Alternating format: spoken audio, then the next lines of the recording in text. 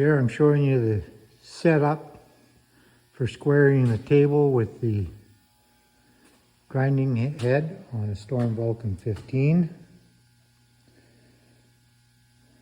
It uses just a standard magnetic dial caliper, clamp through wheel, and prop so that it's not going to move while you're sliding your table back and forth. Start at one end, roll it to the other end,